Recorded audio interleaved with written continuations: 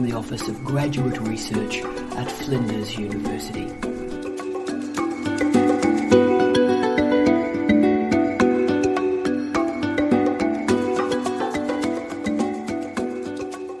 Hello, I'm Tara Brabazon. I'm Steve Redhead. And this is a sad podcast. This is a podcast of melancholy.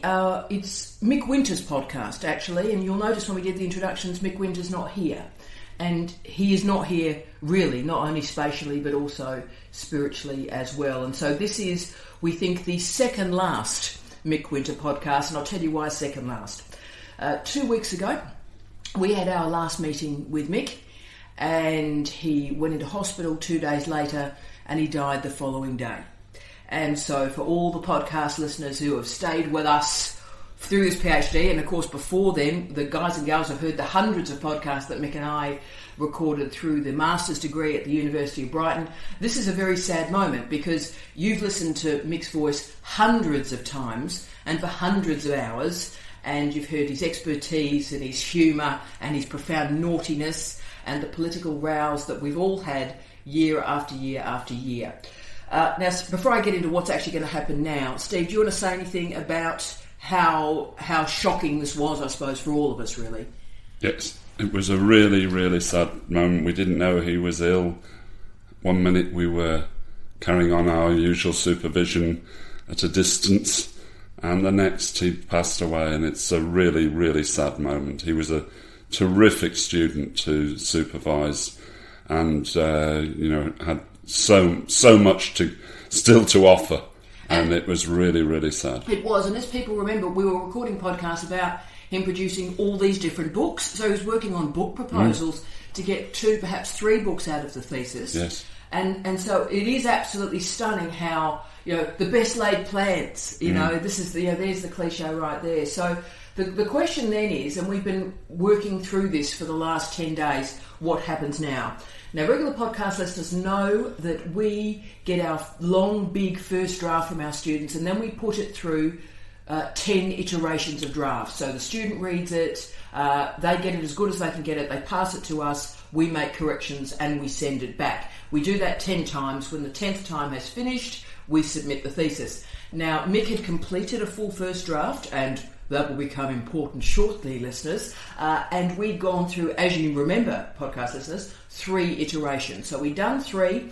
He cut the draft from about 160,000 words to 102, which is where it is now. The references are in place, and the modality's looking pretty good to me. The abstract was done, the title was organised. For example, the acknowledgements were written. So it is a thesis. Now, in these circumstances, when I've handled this at other universities, and Steve, have you ever come across one of these?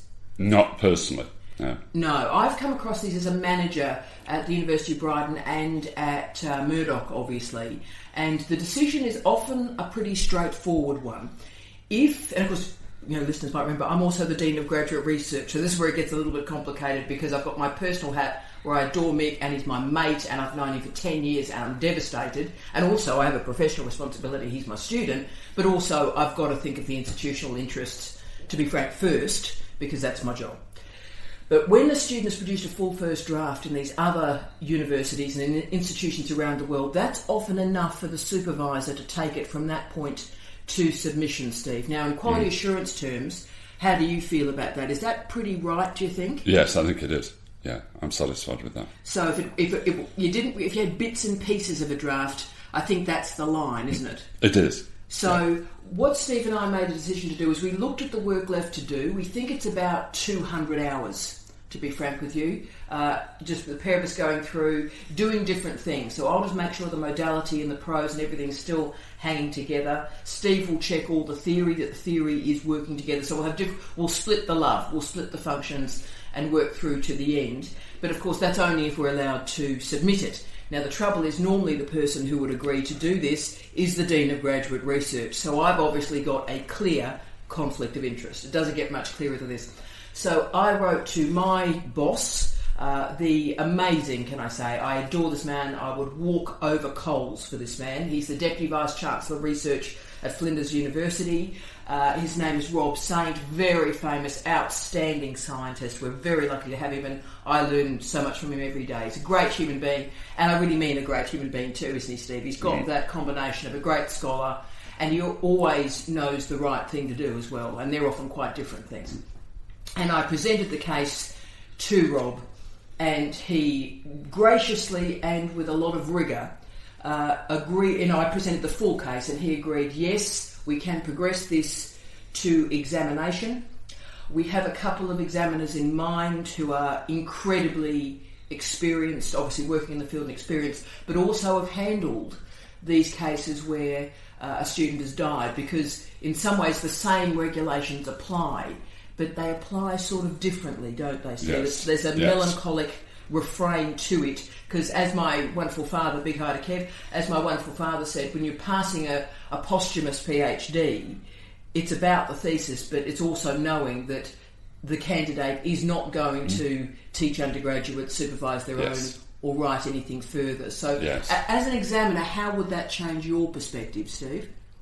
I think that's the issue, that you are having to basically look at the thesis and not as you would normally do, you know, perhaps even advise the student on what they might do with the thesis, where they publish bits of it and so on. You're just simply looking at the thesis, and as I say, it's an incredibly sad moment, but there are ways of doing this. That's right. So what we're going to do, and that's why this will be the second last podcast, if we have the great fortune of getting Mick through, and I'm going to try and get this all done so he finishes at the same time as the cohort he started with, so that he finishes at the same time as Sunny and so forth. So he actually finishes with Vicky, finishes with Sunny, finishes with Amy. I'd really like that if they all finish at the same time and then graduate at the same time. We'll try and do that.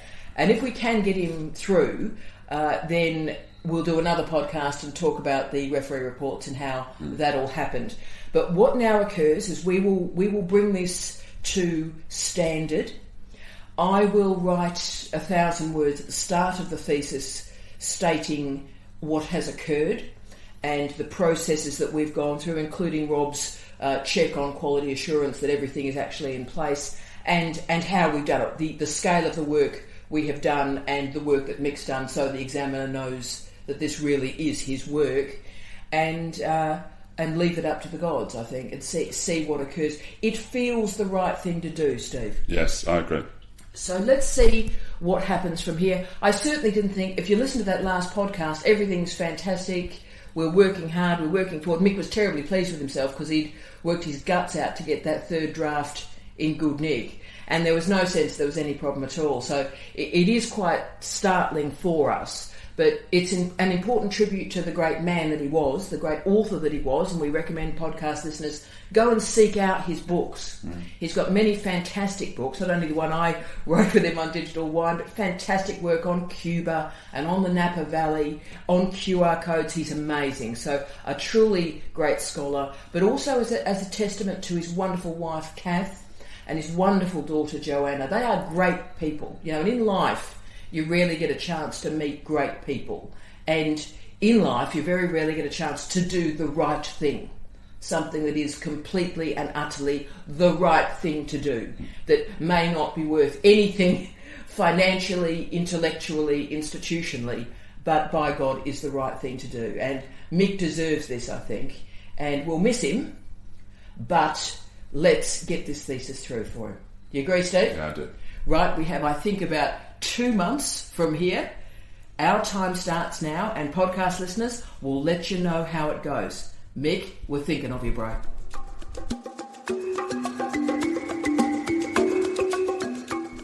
For more information about the Office of Graduate Research at Flinders University, please refer to www.flinders.edu.au/graduate-research.